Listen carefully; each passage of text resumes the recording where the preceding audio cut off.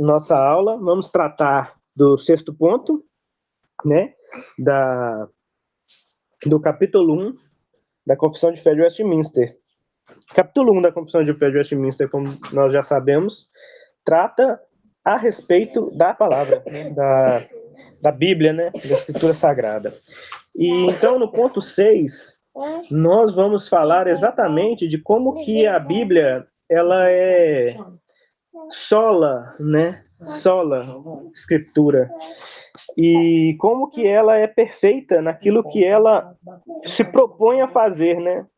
E aí nós vamos falar sobre então, eu diria que nós vamos falar sobre a santidade da Bíblia, não no sentido místico, que muita gente acha que santidade tem um sentido místico, mas santidade tem um sentido espiritual, claro, mas o sentido da palavra, eu diria, o sentido racional da palavra, que é separado para um uso.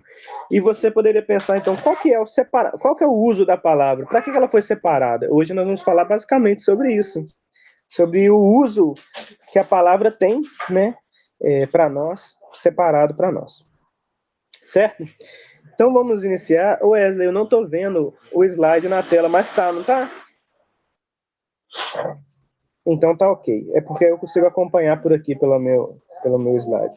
Então no primeiro slide, nós vamos ler então nesses dois primeiros slides o texto, né, que nós vamos estudar da Confissão de Fé.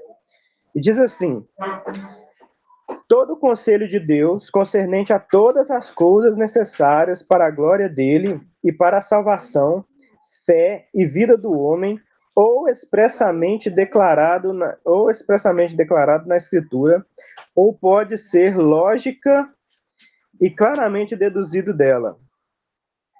À Escritura nada se acrescentará em tempo algum, nem por novas revelações do Espírito, nem por tradições dos homens.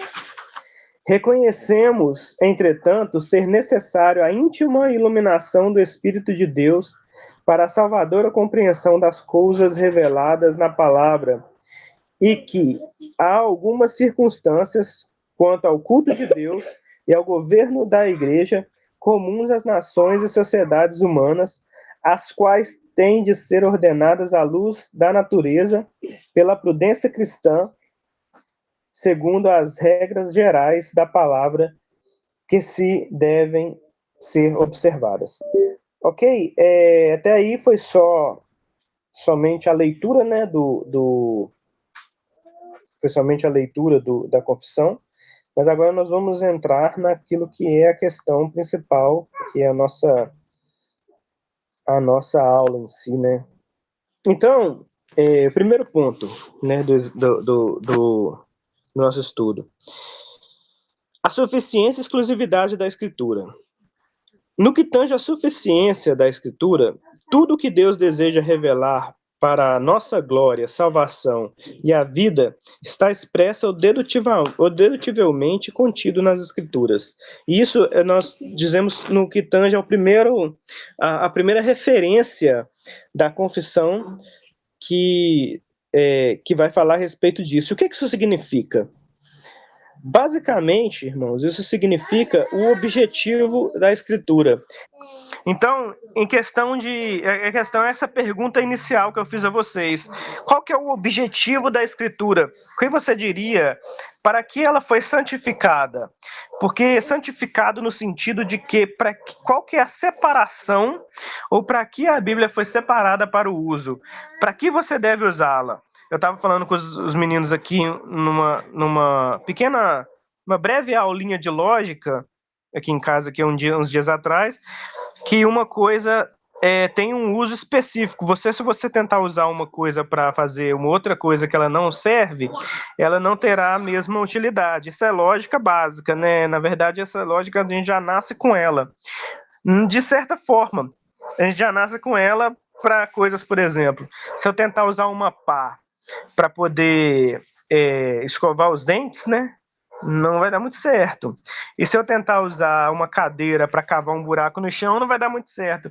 É uma lógica boba, não é? É uma lógica sem ela é muito tola e ela é básica, toda criança já vai aprendendo naturalmente a isso, mas não é tão lógico assim para coisas como, por exemplo, a escritura.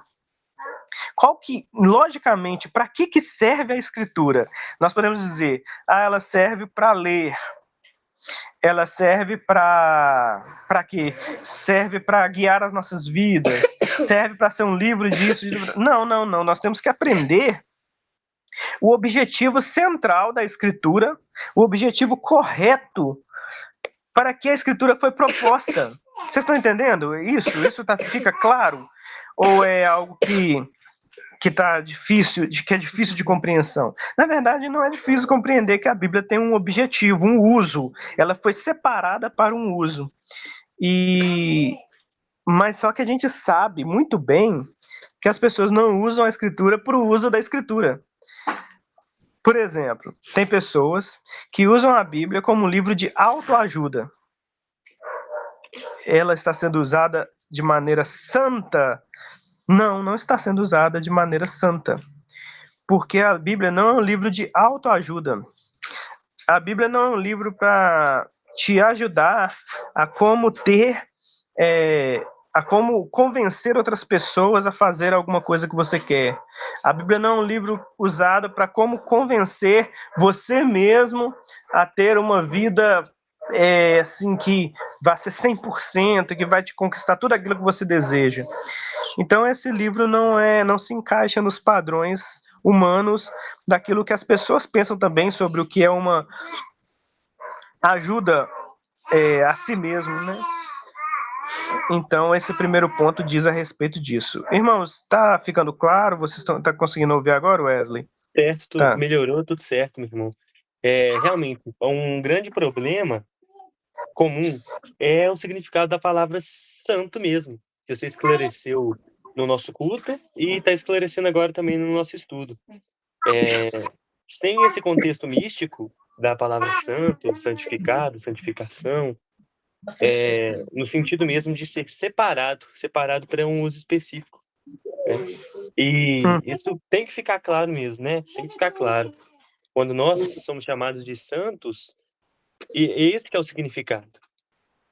É que nós somos separados por Deus para os propósitos dele. Né? E aí, olhando para as escrituras dessa maneira, fica tudo claro também o que você está falando, que ela tem sim um propósito específico. Ela foi nos dada, criada e nos dada para um fim, né? Então, aí entra essa grande questão, por exemplo, a primeira parte da confissão diz assim: todo o conselho de Deus, concernente a todas as coisas necessárias para a glória dele e para a salvação, fé e vida do homem, ou é expressamente declarado na Escritura, ou pode ser logicamente, claramente deduzido dela. Ou seja, tudo aquilo que você necessita para essas coisas, para o quê? Para dar glória a Deus e viver a sua vida e ser salvo, né? A sua vida em relação à salvação. Então, ou seja, tudo aquilo que você precisa para glorificar a Deus e ser salvo está expressamente, pode ser deduzido da Escritura. Por quê? Porque esse é o objetivo dela. Nós sabemos que já naquilo que não nas confissões, mas já no catecismo que a gente tem, que deriva de Westminster, no Catecismo de Westminster, a primeira pergunta é qual? Vou até fazer uma pergunta aqui para as crianças. Qual é a primeira pergunta, né, do catecismo, do breve catecismo? O quê? Cantando o catecismo. Não, isso, cantando o catecismo é... Qual que é a primeira pergunta e a resposta? Qual é o fim principal do homem? O fim principal do homem é glorificar a Deus e se alegrar-se nele. Então, a primeira pergunta é: qual é o fim principal do homem? E a resposta é glorificar a Deus e alegrar-se nele para sempre. Então, nesse sentido, nós sabemos que a Bíblia vai nos guiar nesse sentido. Qual sentido? Se o fim principal do homem é glorificar a Deus, o fim principal do homem, ele está coerente com as Escrituras. E as Escrituras nos revelam que maneira o homem deve glorificar a Deus. Nós sabemos que as outras perguntas também do Catecismo Breve vão sair em toda essa linha da palavra de Deus, de como glorificar a Deus. Aí depois na próxima pergunta qual maneira que Deus nos deu, né, para glorificar a Escritura, a palavra de Deus. É a palavra de Deus no Velho, no Antigo e no Novo Testamento. Então é isso. Nesse primeiro ponto, tudo que Deus deseja revelar para a sua glória, salvação e vida está expresso ou dedutivamente contido nas Escrituras. Wesley, você poderia ler para nós 2 Timóteo 3, 15 a 17, enquanto eu vou fazer enquanto eu preparo aqui mais um comentário? Fica preparado aí. 2 Timóteo 3, do 15 ao 17. E que, desde a infância, sabes as sagradas letras, que podem tornar-te sábio para a salvação pela fé em Cristo Jesus. Toda escritura é devidamente inspirada e proveitosa para ensinar, para repreender, para corrigir, para instruir em justiça, a fim de que o homem de Deus seja perfeito e perfeitamente instruído para toda boa obra. Exclusividade, nada se acrescenta na Bíblia, nem novas revelações do Espírito, nem tradições dos homens. Aí agora nós temos o texto de Gálatas 1:8 e 2 Tessalonicenses 2:2. Nesse próximo ponto, nada se acrescentará à Bíblia. E eu acho interessante como que os reformadores escreveram assim: nem novas revelações do Espírito, nem tradições dos homens. É interessante, né? Nem novas revelações do Espírito. Vocês sabem o que significaria novas revelações do Espírito?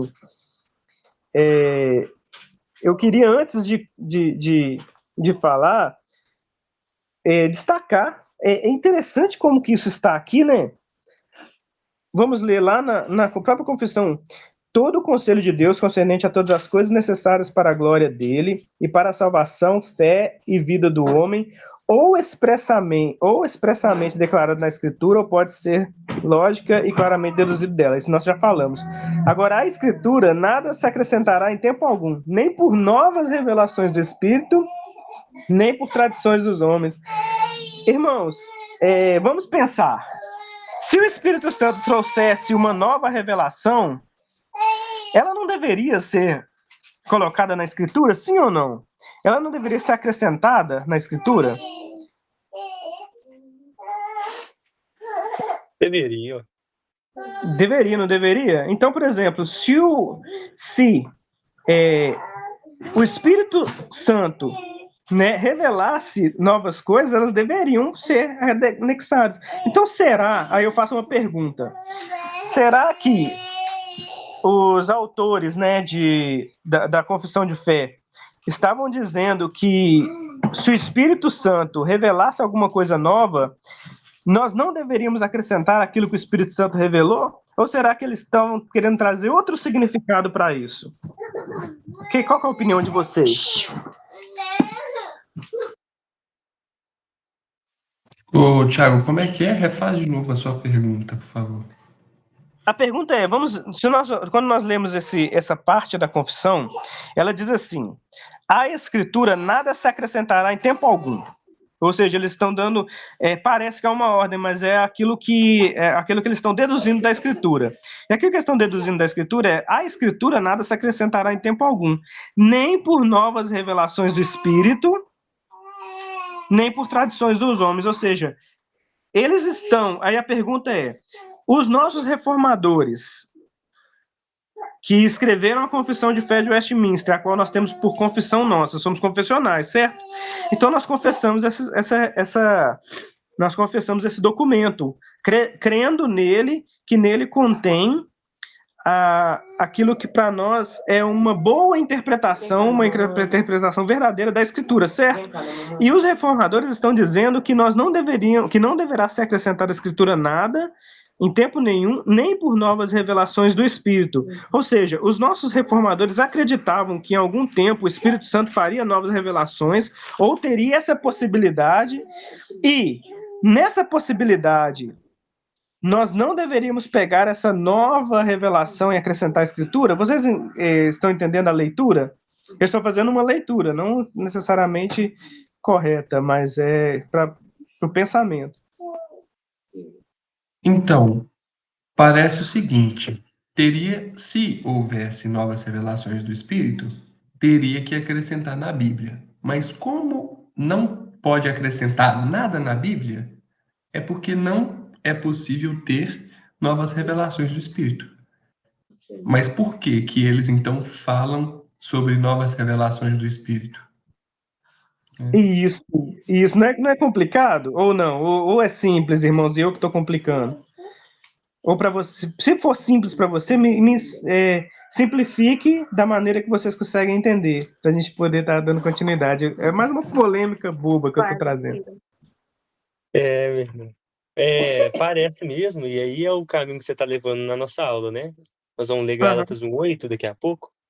Isso. E parece que é o mesmo sentido que Paulo está dando. Paulo, ele coloca a possibilidade, né? Se um anjo vier, até mesmo um anjo, ou nós mesmos apresentarmos um outro evangelho. Ora, se é um evangelho, né? Não existe outro evangelho. Então não é que o apóstolo Paulo está falando que existem vários evangelhos. Não. Ele está trabalhando com uma possibilidade exatamente negativa. Está trabalhando com aquilo que, para explicar que não é possível, que não existe, que tem que ser rejeitado, ele está trabalhando com uma possibilidade exagerada, né? Inexistente. Parece que é essa mesma linha. Novas revelações do Espírito não serão acrescentadas. Não porque elas acontecerão e serão e não podem ser acrescentadas mesmo assim, mas porque não existirão novas revelações do Espírito. Parece que é a mesma linguagem, a mesma forma que o apóstolo Paulo traz. Né? Gálatas 1:8. Eu estava com um texto aqui, só que acontece, os meninos pegou minha... Aqui, ó, Gálatas 1:8. Lê para nós, deixa eu só pegar meu livro. Pode ler para nós, por favor. Mas ainda que nós, ou mesmo um anjo vindo do céu, vos pregue evangelho que vá além do que vos temos pregado, seja anátema. Seja o quê? Qual que é o acréscimo que ele faz no final? Seja o quê? Anátema. Anátema nós sabemos que é maldito e é amaldiçoado. Que seja algo que não é bem-aventurado, que não é bendito, que não vem de Deus, e que seja algo que não vem de Deus. Ou seja, o que Paulo está dizendo é o seguinte: Paulo muita gente, como você mesmo colocou, Wesley, considera isso uma hipérbole, né? Não sei se você considera uma hipérbole, mas a maneira como você falou parece que é uma hipérbole, que ele está falando de um anjo do céu, correto? Mas não é uma hipérbole. De certa forma, não é uma hipérbole que Paulo está fazendo. Por que não é? Paulo está dizendo assim: se um dia nós homens, né, apóstolos, que pregam o evangelho, que estabeleceram o evangelho, pregar alguma coisa que vai contra o evangelho que nós já estabelecemos, nós sejamos malditos. E aí ele vai dar outro exemplo, mas esse exemplo é um exemplo mesmo, porque Paulo está trabalhando a possibilidade de um anjo descer, e não está falando de um demônio, de um anjo. Se aparecer um anjo, né, pregando um outro evangelho, ou um evangelho diferente do que nós temos ensinado, além de nós sermos malditos, esse anjo também seja maldito. O anjo, né? E o que Paulo está querendo dizer com isso? O que Paulo está querendo dizer com isso é que se aparece, irmãos, é o seguinte: se aparece um anjo pregando um evangelho que não é o evangelho que está na Bíblia, de duas uma: ou o anjo é mentiroso, certo? Ou a escritura é mentirosa. Uma coisa exclui a outra, certo? Correto ou não? Certo? Então, se vem um anjo e ensina uma coisa diferente, Então, um ou outro é mentiroso. O que Paulo está fazendo? Paulo está estabelecendo assim: se um anjo vier em luz, poderosão, falar uma coisa que não é aquilo que está na Escritura, que não é o Evangelho, esse anjo é mentiroso. Amaldiçoa ele na hora. Só que aí, ele não fica só no anjo, ele fala: e se nós que estabelecemos o Evangelho dissermos um evangelho diferente do evangelho, chama a gente de amaldiçoado na hora e tira a gente fora da sua igreja. Por quê? Porque a Bíblia, ele está querendo dizer, ela não veio por particular, nós vamos agora citar outro texto, né? Por particular elucidação dos homens, ela é de Deus, Deus que fez. E Deus não pode se contradizer e nem mentir. Então, é como se ele estivesse dizendo, você vai analisar tudo através da Escritura nesse sentido. E se alguma coisa falar diferente da Escritura, você já sabe quem que é o mentiroso, irmãos. Se vem alguém e diz algo que está contrário à Escritura, por a Escritura ser a única verdade, você sabe quem que é o mentiroso. Já chama ele de maldito e tira ele fora. Pode ser um anjo, pode ser eu, Paulo está falando, pode ser eu, o Paulo. Eu posso ter caído em desgraça. Eu posso ter caído em pecado. É uma possibilidade, ele está dizendo, né? É uma possibilidade de eu estar errado. E como que vocês sabem se eu estou errado? Vocês têm que ter um padrão é a Escritura. Certo? Esse é o padrão de exclusividade. Agora vamos falar, para nós passarmos o próximo slide, né? Nem por novas revelações do Espírito. Então, irmãos, se o Espírito dissesse algo diferente da Escritura, ele está dizendo que não pode ser acrescentado porque não é a verdade. Você deveria ter o seguinte, vamos pensar assim. Imagine que você vai numa igreja e uma pessoa diga, o Espírito Santo me revelou assim, assim, assim. Os nossos reformadores estão dizendo, você já tem o guia, você não precisa de uma outra explicação. Se uma pessoa revelar pelo Espírito, pode chamar ela de maldita. E o Espírito que está revelando a ela pode chamar de maldito na hora. Porque esse Espírito com certeza não é Deus, porque Deus não mente e ele não pode se contradizer. Essa é a seriedade que os nossos reformadores estão tratando esse tema. Muito antes de vir o eis que te digo, que a gente tem hoje espalhado, toda a igreja pentecostal, muito antes, os nossos reformadores já estavam trabalhando esse ponto. Se alguém vier dizendo que tem uma nova revelação do Espírito, não acrescente ela ao escopo da Escritura. Chama de maldito na hora. Sai fora. É isso. Meu irmão. Isso porque eles trabalharam em oposição ao catolicismo romano, né? E eles são os pais do continuismo, né? A mãe, né? Vamos chamar de mãe. A mãe do continuismo é a Igreja Católica. Muito bem. Então, tudo que veio dela pode até parecer piorado, né? O pentecostalismo, tudo que veio depois é um continuismo piorado. Vamos dizer assim, é mais ridículo acreditar, né, no pentecostalismo. Quando a gente enxerga dessa maneira, é até mais ridículo do que o continuismo da Igreja Católica, como nós vimos na aula da semana passada, né? Então, se o continuismo da Igreja Católica, que é um continuismo mais contido ainda, menos, como eu disse, esquisito, ele já era fortemente combatido pelos reformadores dessa maneira, né? O que eles diriam, né, sobre o continuismo dos nossos dias?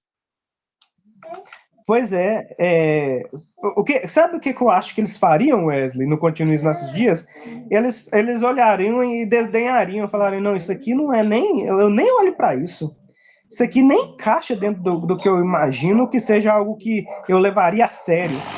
Eles passariam na frente de uma igreja pentecostal lá, e o pessoal fazendo aquelas bobeiras e falava, isso aqui não dá para levar a sério, não. A Igreja Católica até eu posso levar a sério e tentar debater com eles, tentar explicar, mas para esses não estão perto do que é alguma coisa séria. Eu não tenho nem debater com esse pessoal, porque eles estão longe de uma coisa séria. Eu acho que seria mais ou menos assim. É claro que eu estou trazendo uma hipótese, mas dentro do que até você falou aí agora, a diferença entre o catolicismo daquele tempo e o pentecostalismo hoje uma coisa é pedra e a outra é água.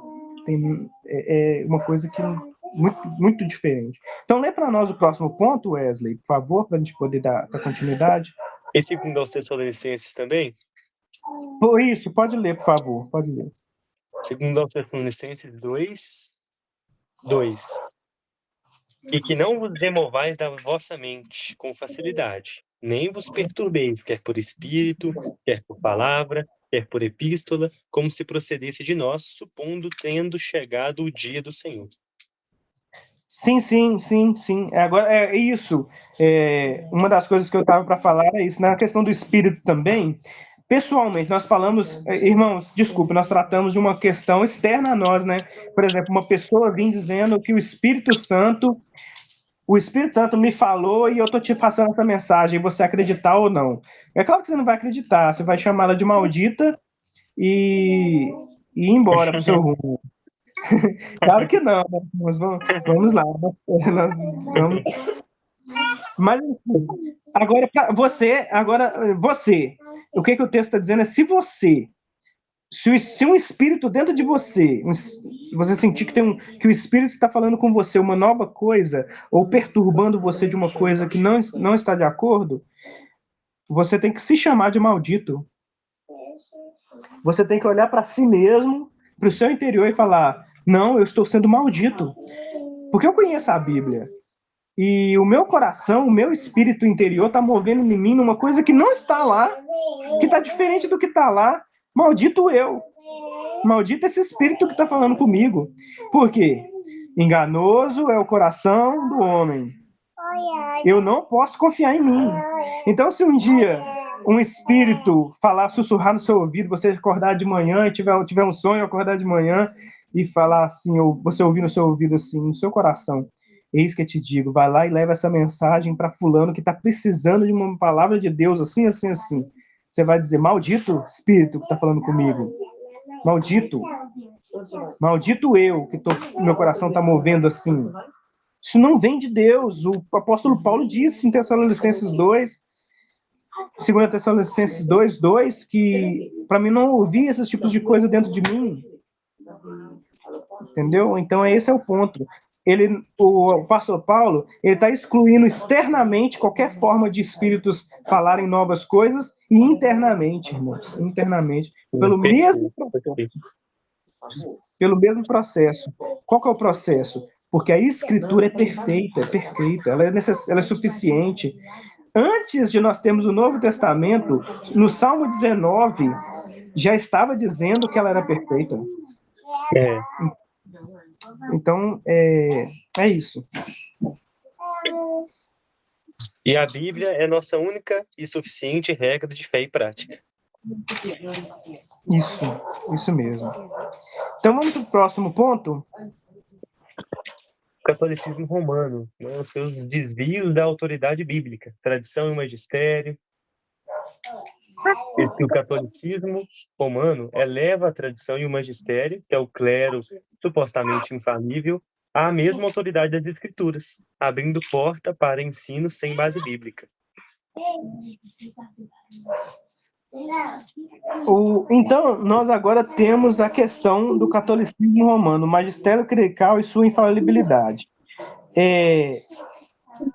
O romano, ele acredita ser infalível, né? E isso daqui que eu estou falando, claro que nós ainda estamos trabalhando esse primeiro ponto da confissão, né? Que é nada se acrescentará. Aí agora nós estamos falando sobre não haver tradições humanas compatíveis. Então, o Onésimo Figueiredo, esse estudo, irmãos, só comentando, esse estudo hoje foi baseado unicamente no comentário do Onésimo Figueiredo, certo? Eu não peguei outro material nenhum externo. Então, vocês vão ter, se vocês leram lá o comentário do Onésimo Figueiredo sobre a confissão de fé, vocês vão estar familiarizados com o que eu vou falar, não vai ser nada mais, eu diria que novidade. Então, nós estaremos no mesmo barco.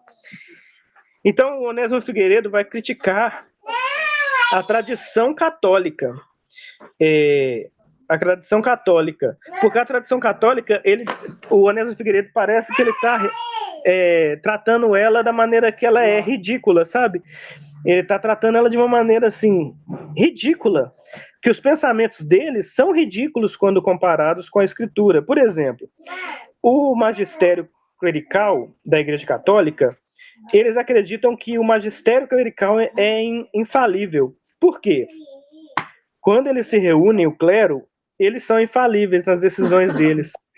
E por que isso, irmão? Vocês leram, tem alguma ideia de por que eles acreditam assim?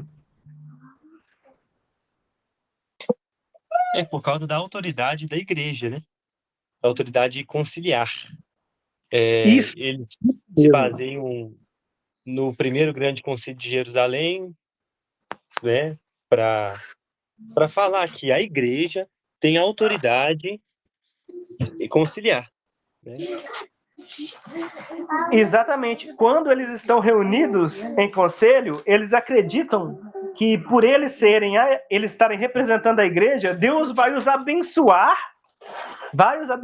nas decisões que eles vão tomar, para serem decisões certas, para serem as decisões corretas, para serem a verdade de Deus. Então eles são infalíveis, porque acreditarem que Deus está usando eles para tomar as decisões. Isso que o Wesley falou. Conciliar, eles acreditam na infalibilidade conciliar, eles estão reunidos em conselho. Basicamente, eles estão demonstrando um certo apoio à democracia. A decisão de muitos supera a decisão de poucos. Então, quando eles estão reunidos na maioria e tomam a decisão, eles vão, com certeza, vão estar certos por causa disso. Porque eles, como é que fala? Eles reunidos lá, eles eles são infalíveis. Mas, irmãos, isso é ridículo demais. Por que isso é ridículo? Primeiro, o Onésimo Figueiredo vai dizer, na opinião dele, né, que é a opinião verdadeira, como é que você pode depositar sua confiança num clero composto por seres humanos falíveis, pecadores, falhos? Você poderia pensar assim, não, mas é porque é um grupo de cristãos, né, crentes, né, reunidos. Então, aí eu faço uma contra-argumentação assim. Se você reúne um monte de porcaria junta, a porcaria diminui ou aumenta? Ela aumenta. É basicamente isso que o Onésimo fala. Quando tinha um só, talvez fosse mais aceitável o que ele falasse. Agora, como reuniram um monte de cara falando besteira junto, é pior, porque são um monte de pecadores reunidos. Irmãos, isso, sabe o que acontece? Isso acontece muito em todo tipo de lugar, até nos presbiterianos, quando reúne o Supremo Concílio. As pessoas imaginam que por serem homens de Deus, que estão lá, as coisas vão dar certo, as decisões vão ser decisões. Por exemplo, conselho de igreja. Eu já falei isso com os irmãos. Eu já fui de conselho de igreja. E eu já ouvi pastor falar comigo assim, mas a decisão foi tomada em conselho, ou seja, se a decisão foi tomada em conselho, nós acreditamos que é a decisão de Deus para a igreja. E nós acreditamos que... E eu falo, sim, eu acredito que é a decisão de Deus para a igreja, seja ela tomada em conselho ou não. Então, aí o conselho de igreja acredita que a decisão deles é a certa, né? Que a decisão que eles tomaram é a decisão que Deus está tomando. De fato, é a decisão que Deus está tomando. Mas aí eu falei isso com o pastor, ele acreditava que a decisão que o conselho estava tomando era que Deus abençoando a igreja dele. E eu tentei explicar para ele, não. Muitas das vezes, a decisão que esse conselho está tomando, ela é Deus guiando a sua igreja para objetivos que podem ser... Por exemplo, Deus pode querer fechar aquela igreja. Deus pode querer acabar com aquela igreja, por suas razões. Deus faz isso. Quantas vezes já aconteceu, né?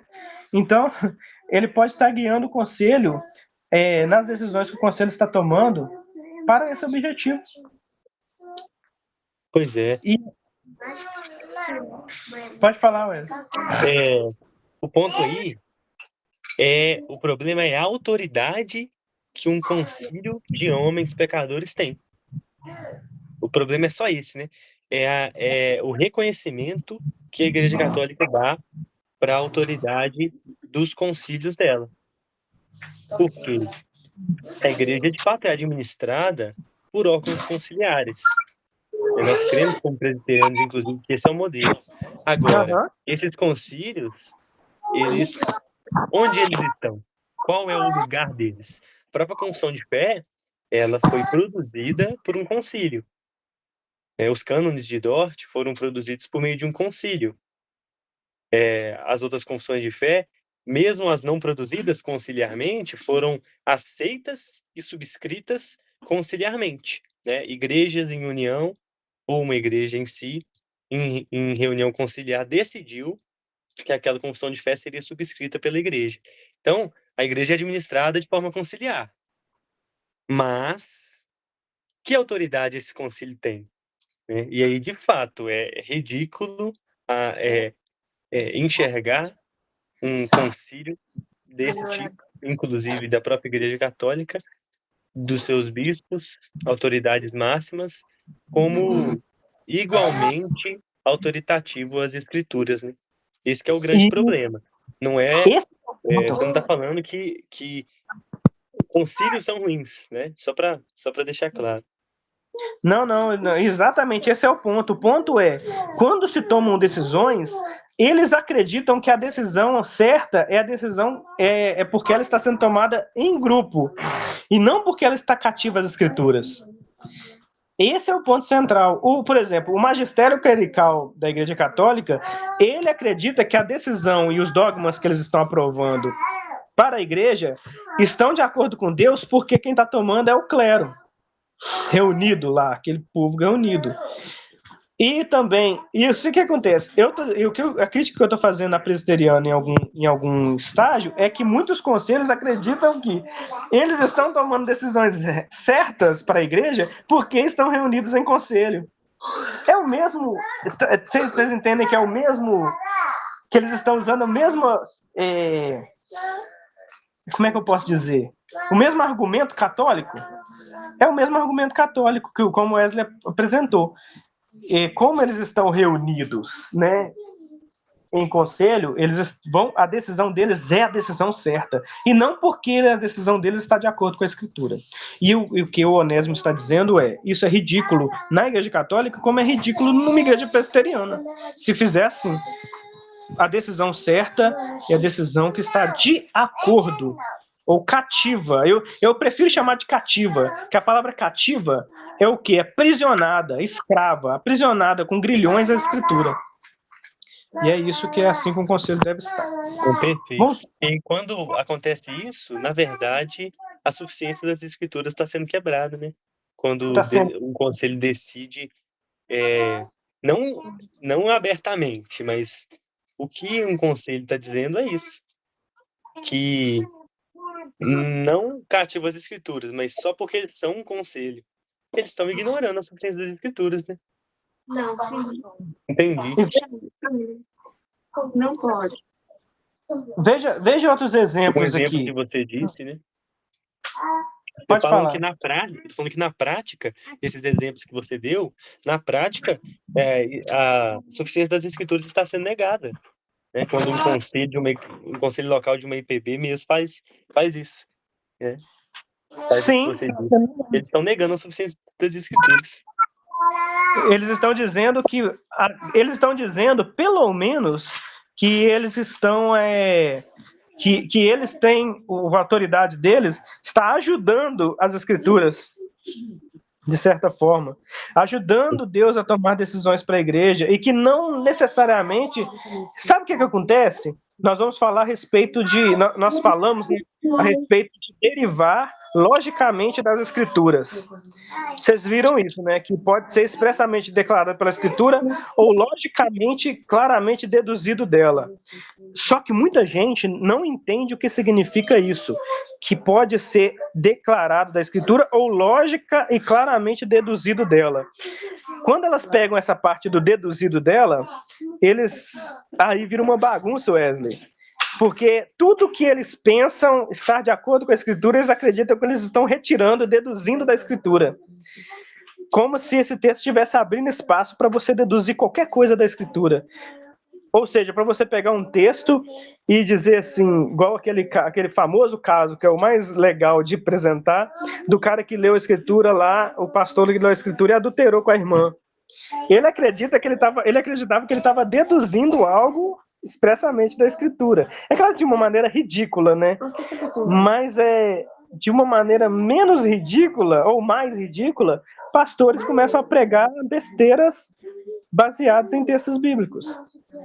Vou dar um exemplo aqui. Tem um pastor famoso na internet, muito famoso na internet, calvinista demais, faz debate, que falou que não ter filhos, que a pessoa não querer ter filhos, o mandamento de Deus a respeito de ter filhos ou não necessariamente é errado um casal casar e não querer ter filhos. Um casal pode casar simplesmente para viver a vida junto, sem querer ter filhos.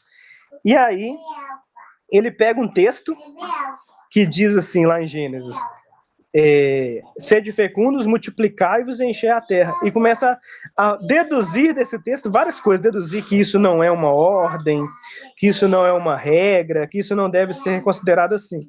Ou seja, ele está dizendo que, olha, eu por ser calvinista, eu tenho minha base totalmente nas Escrituras. E esse texto, por mais claro que ele seja, eu deduzo que ele não quer dizer isso que vocês estão dizendo que ele quer dizer. Irmãos, isso é o ponto central. Na verdade, o que ele está querendo dizer? Ele tem uma verdade já no coração dele, sabe? E essa verdade que já está no coração dele, ele expressa ela, ao invés de fazer uma exegese, ele faz uma exegese, né, do texto, ele faz uma exegese. O que é uma exegese? É você pegar um significado e incluir no texto, ao invés de extrair o significado do texto. É só um exemplo para a gente poder estar pensando. E nós podemos continuar. Certo. E aí, do catolicismo romano, aparecem alguns desvios, né? E aí você trouxe uns exemplos práticos aqui no slide dos dogmas extrabíblicos, né? Sim. Perpétua virgindade de Maria, Assunção e Imaculada Conceição de Maria, infalibilidade papal, transubstanciação, e que tudo isso não tem fundamento claro nas Escrituras, né? E aí tem também o opera e operato, que é a doutrina de que os sacramentos salvam por causa do ato realizado e não por causa da fé, né? Então, isso daí são todas as questões que surgem desse pensamento da infalibilidade clerical e da infalibilidade papal. E então, como o magistério da igreja, como a igreja e a sua tradição dita os dogmas, e eles dizem estarem de acordo com as escrituras, porque eles estão tomando essas decisões, nós temos decisões que o próprio Onésimo está declarando serem muito ridículas, que não tem nada a ver com as escrituras. Aonde a perpétua virgindade de Maria pode ser retirada das escrituras? Imaculada Conceição, infalibilidade papal, transubstanciação, não há fundamento claro e nem obscuro, eu diria, na escritura. Não há um fundamento que trabalhe isso.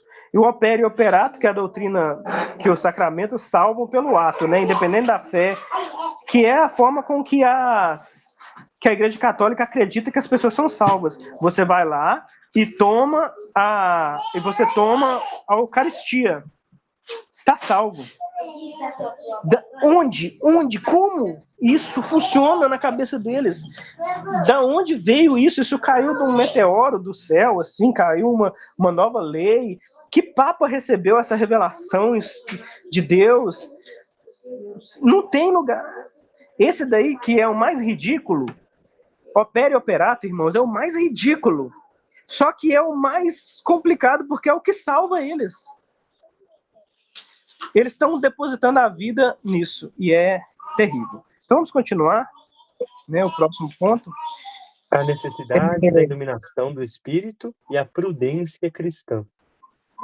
Então, tem a iluminação espiritual, né?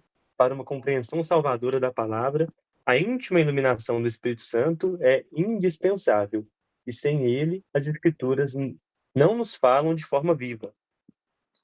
Então, no trecho da nossa confissão que diz assim: reconhecemos, entretanto, ser necessária a íntima iluminação do Espírito de Deus para a salvadora compreensão das coisas reveladas na palavra. Então, a necessidade de uma íntima iluminação do Espírito para a compreensão, para uma compreensão salvadora da palavra. É necessário, a íntima iluminação do Espírito, ela é indispensável. Por quê? Porque, irmãos, nós sabemos que nós não podemos, de forma alguma, chegar às conclusões que chegamos aqui hoje apenas pela dedução lógica. Porque se nós acreditamos nisso, nós vamos falar que os católicos, por exemplo, são piores do que nós somos melhores que eles, nós temos lógica melhor do que ele, nós temos... nosso pensamento é melhor do que o deles, tudo que nós fazemos nos levou a uma condição mental melhor e por isso somos salvos. Então, o que nós estamos fazendo? Nós estamos dizendo basicamente que o opere operato, né, da Igreja Católica é ridículo, mas nós temos um opere operato em nossos corações, que é a nossa própria mente. Wesley só chegou à compreensão da salvação porque a mente dele era melhor do que a mente dos católicos. Então é graças a Deus? Não, graças a Wesley. E esse é um problema. Por quê? Por que esse é um problema? Porque isso humilha o Espírito Santo, de certa forma.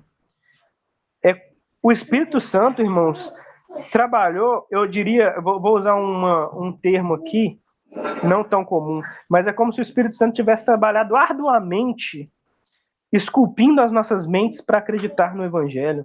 Arduamente, ele tem colocado em nossos corações, eliminado a mentira e colocado a verdade, e colocado em nossas mentes o desejo por Deus, a correta compreensão da palavra, para nós virarmos depois e dizer, eu tive uma iluminação, olha que mente boa que eu tenho.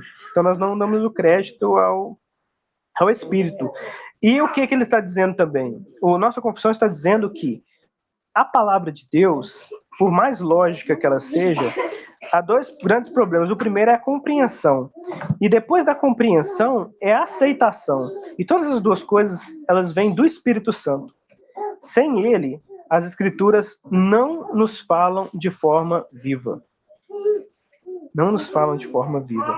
Nós damos todo o crédito às Escrituras. Nós não somos o clero católico reunidos, achamos que somos infalíveis. Nós somos dependentes de Deus. Nós dizemos, somos tolos, Senhor. Somos tolos. Não somos sábios. Nós somos ilógicos. Somos completamente malditos em nós mesmos. Graças ao Senhor. Graças a Deus. Então, 1 Coríntios 2:12. Graças a Deus. 1 Coríntios 2, 9 ao 12. Mas como está escrito, nem olhos viram, nem ouvidos ouviram, nem jamais penetrou em coração humano o que Deus tem preparado para aqueles que o amam. Mas Deus não o revelou pelo Espírito, porque o Espírito a todas as coisas perscruta, até mesmo as profundezas de Deus. Porque qual dos homens sabe as coisas do homem, senão o seu próprio Espírito que nele está? Assim também as coisas de Deus, ninguém as conhece, senão o Espírito de Deus. Ora, nós não temos recebido o Espírito do mundo, e sim o Espírito que vem de Deus, para que conheçamos o que por Deus nos foi dado gratuitamente. Então, o texto aqui, ele é bem claro, né? Eu até já comentamos ele agora já nesse início, né? Ele é bem claro. Todas as coisas que nós recebemos do Espírito de Deus. E nossa compreensão, o Espírito Santo prescrutou o coração de Deus e nos revelou, apesar dele já estar plenamente estipulado na Escritura, claro na Escritura, né? A Escritura ter nos demonstrado ele. O Espírito Santo teve que vir e trabalhar e esculpir em nossos corações essa verdade. E aí, só aí, nós acreditamos. Mas aí entra uma outra questão que é importante também. Muita gente estuda a Bíblia, irmãos. Muitos filósofos, pensadores, professores, grandes pessoas, eles chegam às conclusões que nós chegamos. Eu estava vendo um filósofo que eu acho que é o Sartre, eu não sei se é, perdão, eu não vou citar quem é, mas é um filósofo famoso, leu a Bíblia, entendeu o Evangelho e falou, não dá para acreditar nisso. Na verdade, se isso aqui é verdade, eu estou muito humilhado. Ele levou as últimas consequências. Ponha, por exemplo, só para a gente poder trabalhar um exercício mental, ponha a cruz. Você colocaria na cruz que tipo de criminoso? Todo tipo de pior criminoso, certo? Por exemplo, se você tem um cara, uma pessoa que é um... Se você tem uma pessoa que é um assassino terrível, você coloca ele onde? Se você é um juiz, você põe ele na cruz. Se você tem Hitler, põe Hitler aí, o pior de todos. Onde você colocaria Hitler? Na cruz. Certo? Mas você se colocaria na cruz? Você diria, não, Hitler merece a cruz, agora eu não mereço a cruz. Eu sou crente, cristão, eu acredito em Deus. Então, o que acontece é que quando as pessoas filósofas estudam a Bíblia e veem a cruz, por isso que a Bíblia diz que a cruz é uma humilhação para os judeus. Porque hoje não é humilhação, porque as pessoas hoje elas têm cruz nas igrejas, assim, dentro das casas delas, carregam a cruz no peito, né, uma correntinha de cruz, o crucifixo, né, põe na Bíblia, na estampa da Bíblia, e é tudo bonito. A cruz é uma coisa bonita, é um acessório. Mas ela está dizendo que você tem o mesmo, para Deus você tem a mesma qualidade que Hitler. Isso, palavras às vezes não conseguem expressar, sabe? Você tem que sentir isso. Os filósofos conseguem sentir isso melhor. Então, quando o filósofo lê isso, ele fala, peraí, se eu sou substituído por Deus na cruz, eu sou o pior de todos os bandidos. Pensa num bandido ruim, pensa no pior bandido e diz, eu sou igual a ele para Deus. Então eles chegaram a essas conclusões. Agora isso, quando as pessoas entendem isso, elas têm duas opções. Ou elas aceitam que são tão ruins quanto o pior bandido e podem dizer, eu preciso do Salvador para me salvar porque eu sou muito ruim. Ou ela diz, não acredito nisso.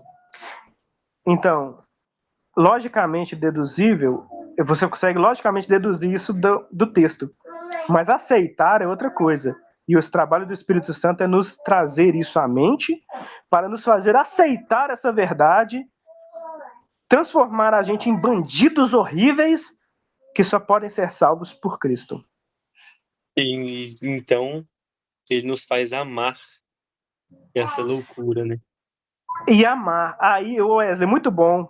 Porque o difícil não é entender essa verdade. É difícil, mas não é o mais difícil entender. Como amar essa verdade? Aí entra a questão que é impossível, né? Para nós amar essa verdade. Amar o Jesus que se colocou em nosso lugar, aceitando a nossa condenação. Que maravilha, que maravilha. Vamos continuar, vamos no próximo. O próximo ponto aqui, e talvez o último, né, meu irmão? Uhum. É o da prudência cristã. Em circunstâncias não explicitamente detalhadas no culto ou governo da igreja, usamos a luz da natureza, o senso comum e a prudência cristã, sabedoria guiada pelo Espírito, mas sempre segundo as regras gerais da palavra. Então, conforme 1 Coríntios 11, 13 e 14, lê para nós antes da gente, pra gente poder tá meditando, o Wesley. 1 Coríntios 11, versículos 13 e 14, diz o seguinte: julgai entre vós mesmos, é próprio que a mulher ore a Deus sem trazer o véu? Ou não vos ensina a própria natureza ser desonroso para o homem usar cabelo comprido? Ele estava trazendo aí, eu não sei, eu acho que é 1 Coríntios, Wesley. É 1 Coríntios? Esse é 1 Coríntios 11, 13 e 14. Eu tô com outra referência aqui. Assim, sempre segundo regras gerais da palavra. Nesse caso, essa regra geral aí, o Paulo estava trazendo para eles uma questão mais de... Da natureza Isso, do ser. ele estava querendo trazer mais uma questão de como que você tomaria essas decisões baseadas na luz da natureza, esse senso comum, prudência, a respeito de como se comportar. Só que eu queria falar sobre a sabedoria e o discernimento cristãos.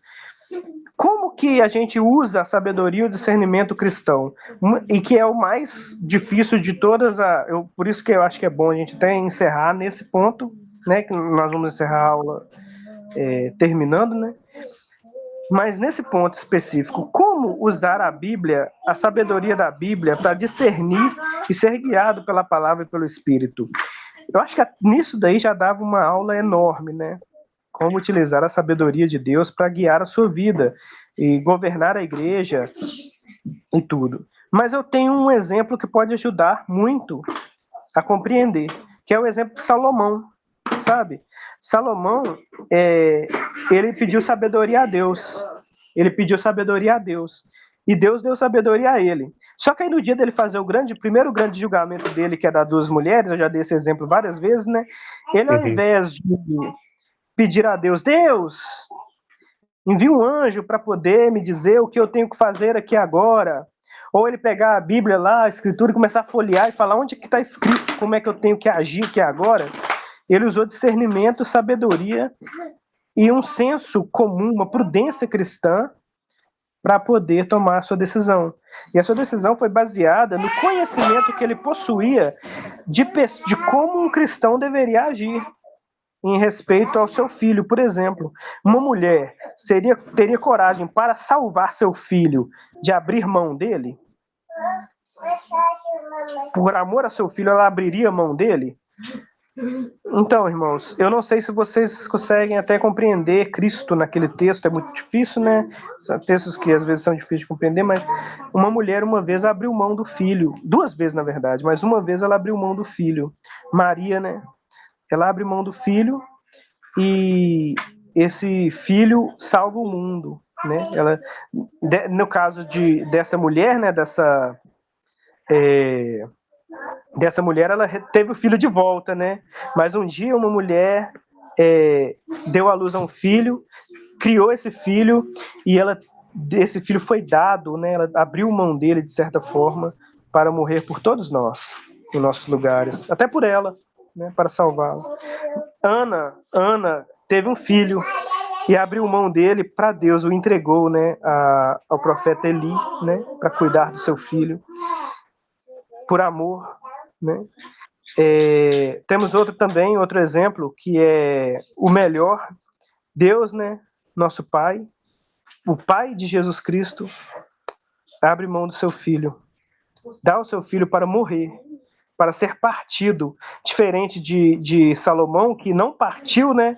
O menino, mas nesse caso foi partido esse filho, né? Foi partido para a salvação de todos, né?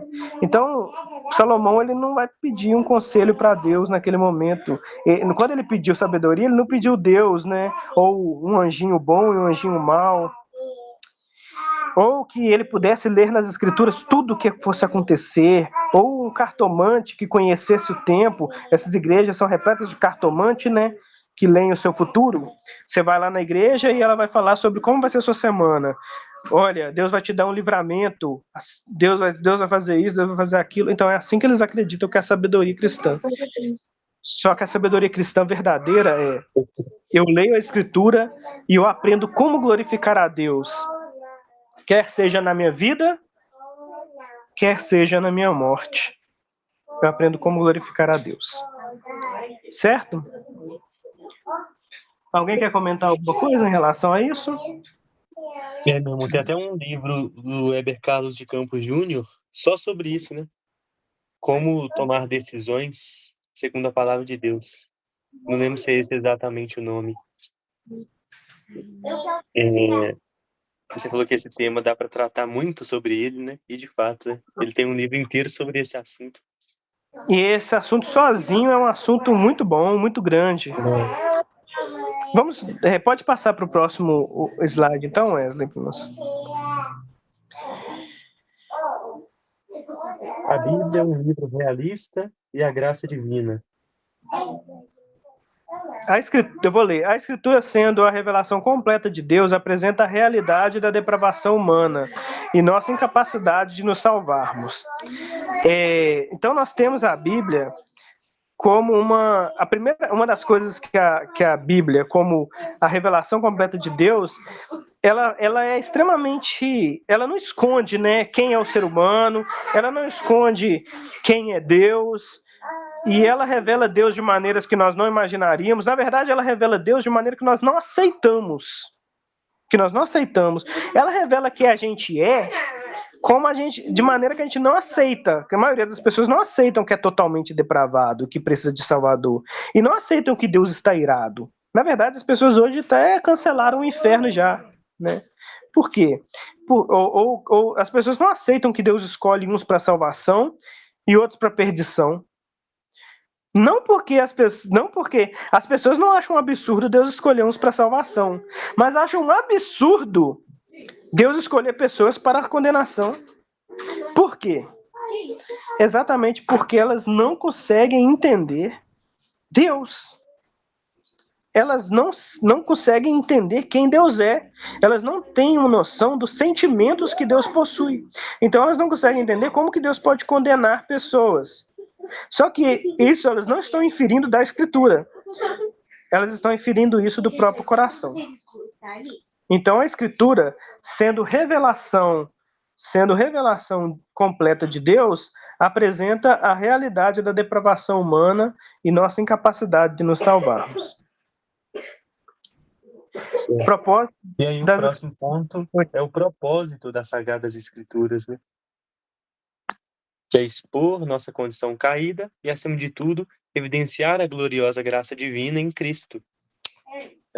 Então, o propósito da Bíblia, né, o propósito das Sagradas Escrituras, que aí era aquela primeira questão que nós trabalhamos, né? Qual que é o propósito da Escritura? É expor nossa condição caída e, acima de tudo, evidenciar a gloriosa graça divina em Cristo Jesus. Então, tudo aquilo que concerne a nós para sermos salvos, né, a Escritura Sagrada trabalha esse ponto, tudo que concerne a nós para sermos salvos, para conhecermos a Deus. E o Wesley, no nosso comentário, nessa semana, né, no nosso grupo, o Wesley perguntou assim, quando a gente falou sobre salvação, né? Salvos de quê? Salvos de quê? Então, a condição de salvação, que é o tema central da Bíblia, como ser salvos, indica que a nossa salvação, ela é de vários fatores. É do mundo, é de nós mesmos, nós somos salvos do mundo, de nós mesmos, do pecado em si, mas em todas as condições. E como que nós somos salvos disso? Através de contemplar Deus. Então a Bíblia nos ensina a contemplar Deus, nos ensina a contemplar Cristo, nos ensina o caráter de Deus, nos dá esperança no caráter de Cristo, nos dá promessas valiosas, nos dá a nossa situação atual, a nossa situação regenerados, nos dá promessas de céu.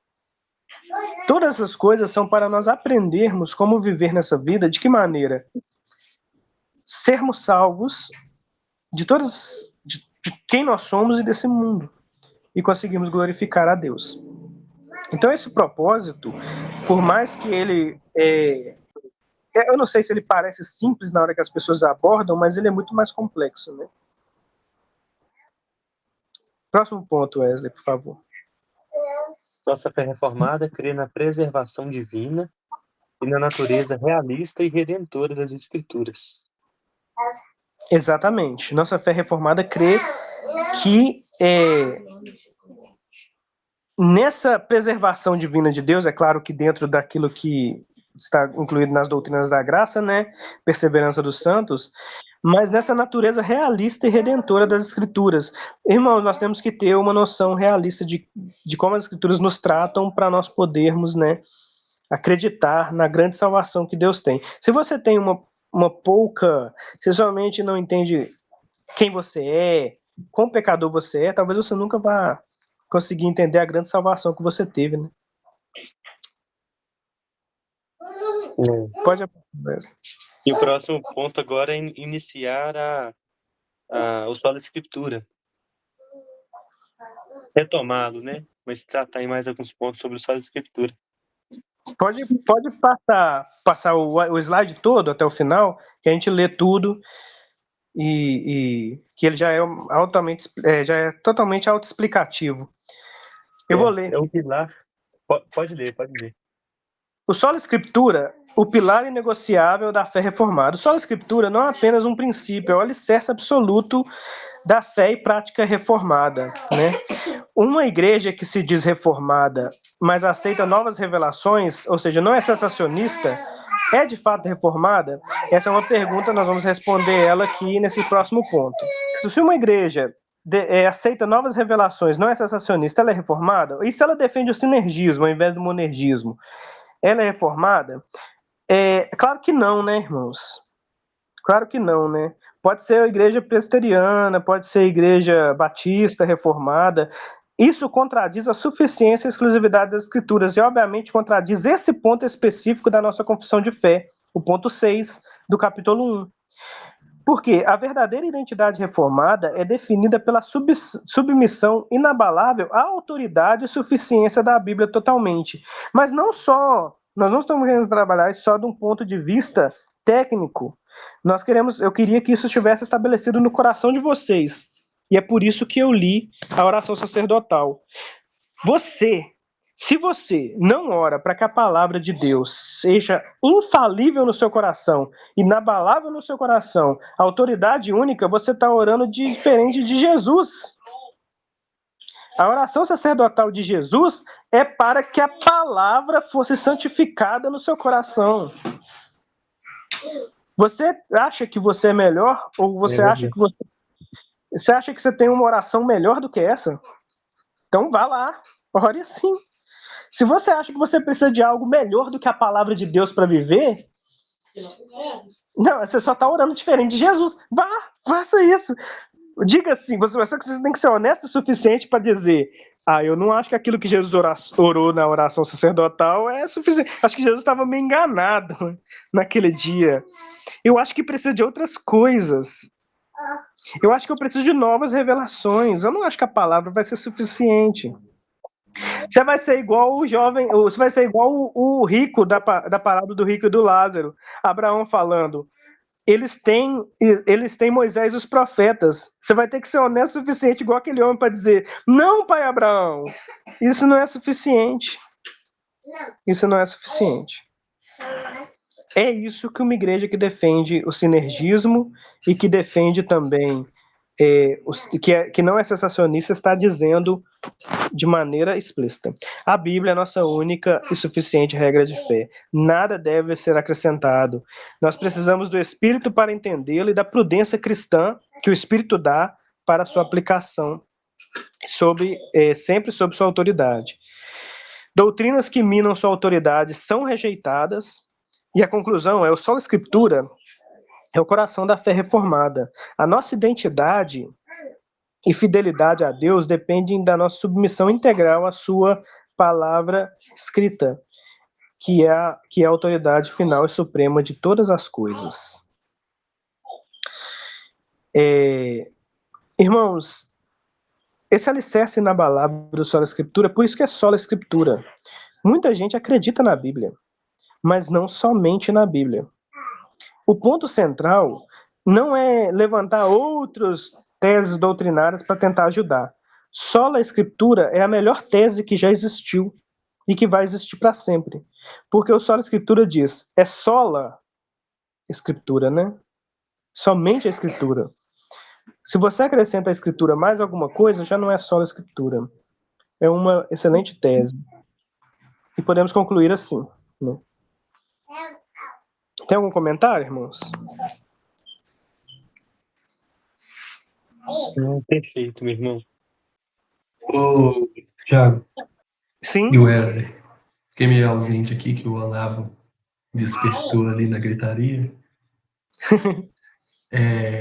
Mas eu achei muito interessante, porque eu já tinha lido a oração sacerdotal em outras oportunidades e tudo, mas a forma com que você vinculou as palavras de Cristo, vinculando ela ao sola escritura, né, a palavra, a verdade, foi muito interessante assim para mim.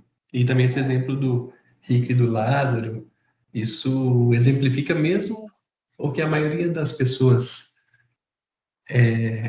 não conseguem enxergar, que é o sola escritura, que ficam querendo as experiências para complementar o que a Bíblia diz, né, o achismo pessoal, ou até mesmo como frisado aqui na aula, as tradições humanas, né, das igrejas, e desprezam totalmente a palavra e o que o próprio Jesus pede para com Deus, né, para isso. conosco, inclusive. Então, é sensacional mesmo essa abordagem, essa reafirmação, mais uma vez, dentro dos nossos corações, do sola escritura.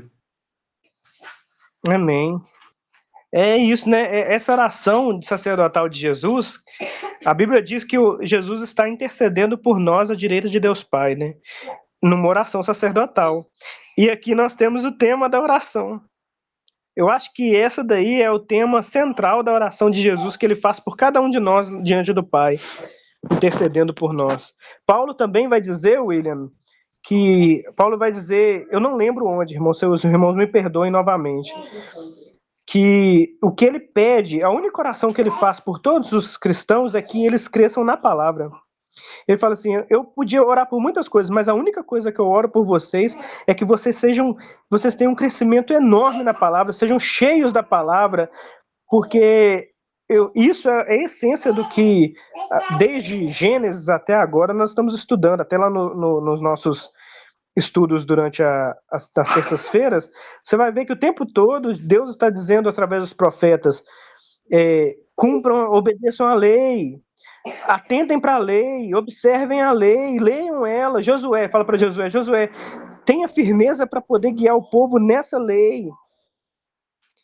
Ou seja, está lá desde o início, e que ora o próprio Cristo, a oração dele é que a palavra transforme o nosso coração. E não é à toa que nós temos ela hoje, preservada nas nossas mãos, em cada casa. É a vontade de Deus. Amém? Amém. Graças a Deus, meus irmãos. Vamos orar, então? Aí nós encerramos a nossa aula. Vamos orar? Eu vou orar e nós encerramos.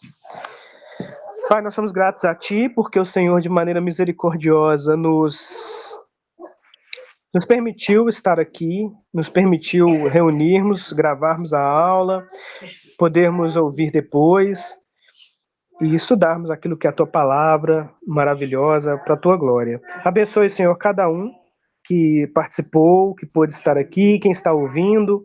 Ó Pai, abençoe naquilo que é fiel à Tua palavra. Se houver, Pai, dentre os meus argumentos ou dentre a minha aula, algo que fugiu, seja em algum ponto aquilo que é a verdade do Senhor, Pai, que o Senhor que o Senhor retire dos corações, e eu acredito que o Senhor fará assim, porque o Senhor preservará os seus escolhidos, aqueles que o Senhor escolheu e que foram comprados, o Senhor preservará. E a perseverança dos santos não é perseverar para que eles não sofram doenças, não morram, é preservar eles na palavra, como o Senhor Jesus orou por nós. Preserve-nos, Senhor, na Tua palavra, até naquilo que eu preguei aqui, nessa aula que eu ensinei, que está de acordo com a Tua palavra unicamente, nos preservando e nos guiando. Eu imploro isso para a minha família, imploro isso para a família do William, do Wesley, de todos aqueles que serão abençoados por essa aula hoje. nos dê um domingo no Senhor e que nós possamos voltar a meditar em Ti, na Tua palavra, para a glória do Senhor. Em nome de Jesus. Amém.